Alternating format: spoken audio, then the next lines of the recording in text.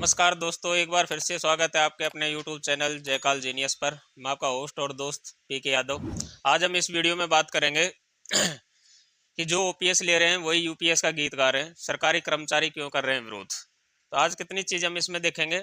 इसमें एक तो देखेंगे कि जो भी कर्मचारी ओपीएस ले रहे हैं वही क्या कर रहे हैं, वही गुणगान किसका कर रहे हैं, यूपीएस स्कीम का कर रहे हैं।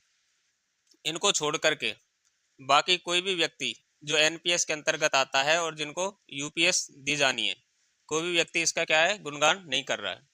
ठीक है। दूसरा कि सरकारी कर्मचारी इसका विरोध क्यों कर रहे हैं। पहला पॉइंट तो हो गया ये, और दूसरा हो गया ये। एक तीसरा जो पॉइंट है वो क्या है कि जो यूपीएस जो प्रणाली है इसके अंदर आपको शायद कि एक चेंज और देखने को मिले विद इन 1 मंथ। ठीक है। वो मैं किस आधार पर बोल रहा हूँ मैं आपको आगे वीडियो में बताऊंगा। आज हम इसमें महत्वपूर्ण 3 पॉइंटों के बारे में यहाँ पर बात करेंगे। ठीक है। तो सबसे पहले हम क्या करते हैं, सबसे पहले हम देखते हैं कि भाई जो एनपीएस से संबंधित जितने भी जो सरकारी संगठन बने हुए हैं जो ओपीएस की डिमांड कर रहे हैं, उन लोगों का कहना है कि हम लोगों को इसमें बैठक में नहीं बुलाया गया था। कौन सी बैठक में? जो कैबिनेट की बैठक हुई थी यूपीएस को लेकर के, उन लोगों को नहीं बुलाया गया। किन लोगों को? जो एनपीएस में आते हैं और ओपीएस की डिमांड कर रहे हैं, ऐसे सरकारी कर्मचारी संगठन। ठीक है। उनका मानना है कि भाई उसमें ओपीएस वाले संगठनों को ही भारत सरकार द्वारा बुलाया गया, कैबिनेट द्वारा बुलाया गया था। जो लोग ओपीएस की डिमांड कर रहे थे उन लोगों को इस बैठक में शामिल नहीं किया गया। ठीक है। इसी चीज को लेकर के वो सभी सरकारी संगठन और सरकारी कर्मचारी जो क्या कर रहे हैं, गवर्नमेंट का विरोध कर रहे हैं कि भाई इसमें हमारी सलाह तो ली नहीं गई है और आनन फानन में गवर्नमेंट ने क्या कर दिया है, यूपीएस लागू कर दिया एनपीएस में कुछ सुधार करके। ठीक है। अब उन लोगों की डिमांड क्या है, वो गवर्नमेंट से 3 चीजें मांग रहे हैं। ठीक है। वो 3 चीजें कौन कौन से? एक तो अपना 10% फंड मांग रहे हैं वापस। ठीक। एक लमसम अमाउंट जो हमें पहले जीपीएफ के तौर पर मिलता था वो मांग रहे हैं। ठीक है। और जो पेंशन मांग रहे हैं, जो गवर्नमेंट 18% जमा करेगी अपने अकाउंट से, यानी कि गवर्नमेंट जो जमा करेगी एम्प्लॉय के अकाउंट में, उस 18% से क्या मांग रहे हैं, पेंशन मांग रहे हैं। तो हो सकता है कि जल्दी सरकार है जो क्या कर ले, विद इन 1 मंथ के अंदर इनकी डिमांड को मान ले। ठीक है। तो ये 3 चीजें हम इस वीडियो में देखेंगे। लेकिन आगे बढ़ने से पहले आपको मैं एक वीडियो यहाँ पर दिखाना चाहता हूँ। आप उसे देख करके यूपीएस के बारे में आप समझ सकते हैं कि यूपीएस प्रणाली में सरकार ने कर्मचारियों को किस प्रकार से, ये देखिए आप पहले एक बार वीडियो देख लीजिए। ये एनपीएस कर्मचारी है।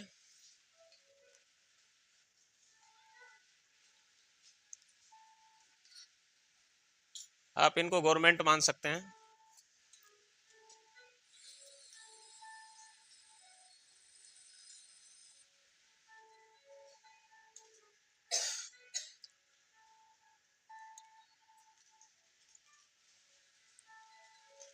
ये पेंशन स्कीम है यूपीएस।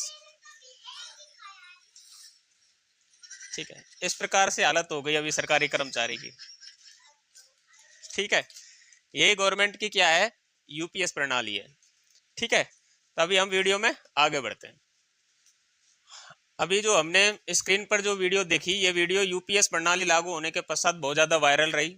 चाहे मैं यूट्यूब पर यूट्यूब की बात करूं, चाहे मैं व्हाट्सएप ग्रुपों की बात करूं, या फिर अदर मल्टीमीडिया प्लेटफॉर्म्स की बात करूं। ये जो वीडियो मैंने स्क्रीन पर चलाई थी बहुत ज़्यादा वायरल हुई थी जब यूपीएस प्रणाली सरकारी कर्मचारियों को दी गई थी। तो अब आप लोगों ने इस वीडियो से निष्कर्ष निकाल लिया होगा कि यूपीएस के नाम पर गवर्नमेंट ने क्या है, सरकारी कर्मचारियों को बेवकूफ़ बनाने का कार्य किया है। दूसरी चीज़ कि जितने सरकारी संगठन हैं, ठीक है, चाहे वो अटेवा अध्यक्ष हो, चाहे नमो पीएस के अध्यक्ष हो, वो सभी किसकी डिमांड कर रहे थे, ओपीएस की डिमांड कर रहे थे। और साथ में इन लोगों का कहना है कि जो कैबिनेट जो मीटिंग बुलाई गई थी भारत सरकार द्वारा, उसमें उन लोगों को शामिल नहीं किया गया जो लोग ओपीएस की डिमांड कर रहे थे। जो लोग या सरकारी संगठन ओपीएस की डिमांड कर रहे थे उन लोगों को नहीं बुलाया गया। सिर्फ उन लोगों को बुलाया गया है जो पहले से ऑलरेडी ओपीएस ले रहे हैं। ओपीएस की डिमांड करने वाले सरकारी संगठन जो कि एनपीएस के दायरे में आते हैं, उन लोगों का कहना है कि हमको भी कैबिनेट की मीटिंग में बुलाया जाना था लेकिन हम लोगों को नहीं बुलाया गया, क्योंकि हम लोग सभी पुरजोर तरीके से हम कर्मचारियों की आवाज उठाते। क्यों उठाते? क्योंकि वो लोग एनपीएस के तहत जो कर्मचारी आते हैं उन लोगों की आवाज वो लोग उठाते हैं, चाहे वो अटेवा हो, चाहे नमो पीएस हो, जितने भी लोग इस प्रकार के सरकारी संगठन बना के रखे हैं जो एनपीएस में रहते हुए और ओपीएस की डिमांड कर रहे हैं। ठीक है। और जो लोग यूपीएस का गुणगान गा रहे हैं वो लोग कौन है? वो लोग ऐसे लोग हैं जो पहले से ओल्ड पेंशन स्कीम के दायरे में आते हैं, उनको एनपीएस से कोई लेना देना नहीं है। ऐसे लोग ही यूपीएस के गुणगान गा रहे हैं, उसकी बढ़ाइयाँ बता रहे हैं, जैसे कि वो लोग पहले एनपीएस के बारे में हम लोगों को बताया करते थे। आज से 20 साल पहले जो पेंशन स्कीम लागू हुई थी उसकी हमें 20 साल में भी जानकारी सही तरीके से गवर्नमेंट द्वारा नहीं दी गई है। ठीक है। अब इस पेंशन स्कीम को भी कर्मचारियों को समझने में लगभग 20 वर्ष का समय लगने वाला है, क्योंकि गवर्नमेंट अभी तक इसके कोई स्पष्ट प्रावधान है जो अभी तक डिक्लेयर नहीं किए हैं। जब तक डिक्लेयर गवर्नमेंट नहीं करती है तब तक ये भी एनपीएस की जैसे ही यूपीएस स्कीम माना जा सकता। एक चीज और है इस पेंशन स्कीम के अंदर कि कई लोग बोल रहे थे कि सर इसके अंदर ऐसा नहीं है, 10 साल की सर्विस करने के पश्चात हम लोगों को 20% होगा कि आपका लास्ट बेसिक का 50%, ठीक है, और उस पर डीए, यस डीआर बोल सकते हो, डीआरएस रिलीफ। ठीक है। अब 50% कैसे होगा सर? मान लीजिए किसी कर्मचारी की 40,000 रुपये, मैं यहाँ पर एग्जाम्पल ले रहा हूँ, ठीक है, इसको ऐसा ना माने कि ये एग्जाम्पल एकदम सटीक है, मानकर चल रहे हैं जैसे हम क्लास में मानते थे, माना वह संख्या x है या 100 है। इस प्रकार से हमने मान लिया किसी कर्मचारी की मान लीजिए लास्ट बेसिक 40,000 रुपये है, ठीक है, और वो 10 साल की क्वालिफाइंग सर्विस पूरी कर चुका है, तो उसको इसका 40,000 का 50% यानी कि 20,000 रुपये प्लस में इसके ऊपर डीआर दिया जाएगा। ऐसा इसके अंदर प्रावधान है। लेकिन ये प्रावधान कैसे है वो आपको समझना यहाँ बहुत जरूरी है। मैं पिछली वीडियोज में भी बार बार आप लोगों को यही समझाने की कोशिश करता रहा कि उसमें लिखा हुआ after superannuation, after superannuation. After superannuation का मतलब होता है कि जब आप रिटायरमेंट करेंगे उस उम्र पर, यानी कि 60 वर्ष की उम्र पर, यानी आप वीआरएस तो रिजाइन तो कर सकते हैं आप 10 साल के पश्चात, लेकिन आपको ये जो पेंशन मिलना कब स्टार्ट होगी, 60 साल के बाद में आपको पेंशन मिलना स्टार्ट होगी। तब तक आपका फंड है जो गवर्नमेंट के एनएसडीएल के पास पड़ा रहेगा, और उससे जितना भी ब्याज आएगा वो किसके अकाउंट में जाएगा? एनएसडीएल के अकाउंट में जाएगा। ठीक है, ये तो है यहाँ पर मोटा मोटी बातें। ठीक। अब सरकार क्या फैसला लेगी, क्यों लेगी, ये मैं किस आधार पर बोल रहा हूँ कि अभी सरकारी संगठनों ने स्ट्राइक अभी जारी कर रखी है और वो अनिश्चित काल के लिए स्ट्राइक पर बैठे हुए हैं, जो कि मैं उनकी वीडियोज में नेक्स्ट जो मैं वीडियो बनाऊंगा उसके अंदर आपको दिखा दूंगा, जैसे मैंने अभी इस वीडियो का एग्जाम्पल लिया था इसी प्रकार से। ठीक है, तो सरकार अभी भारी दबाव में है। ठीक, तो मुझे लग रहा है कि विद इन 1 मंथ के अंदर ही गवर्नमेंट है जो क्या कर देगी, यूपीएस का डिक्लेरेशन करेगी, और शायद लग रहा है नवंबर मंथ तक इसका स्पष्टीकरण आ जाएगा, जहां तक मुझे उम्मीद है।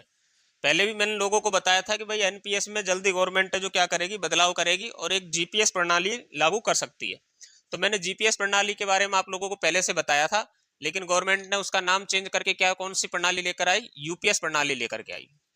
उस समय लोग जो मेरे द्वारा बताई गई जीपीएस प्रणाली पर विश्वास लोग नहीं कर रहे थे, खाली नाम का फर्क है, बाकी कुछ नहीं है। वो जो प्रणाली मैंने आज से 6 महीने पहले आप लोगों को यूट्यूब पर बताया था वही सेम टू सेम यूपीएस प्रणाली भारत सरकार लेकर के आई है। इसी प्रकार से अभी यूपीएस में संशोधन करके इसको और अच्छा बनाने की कोशिश गवर्नमेंट कर सकती है आने वाले 1-2 महीने के अंदर। ठीक है, तो ये तो थी आज की महत्वपूर्ण जानकारी। यदि आपको वीडियो अच्छी लगी हो तो वीडियो को लाइक और चैनल को सब्सक्राइब जरूर करें। वीडियो को अंत तक देखने के लिए आप लोगों का बहुत बहुत धन्यवाद।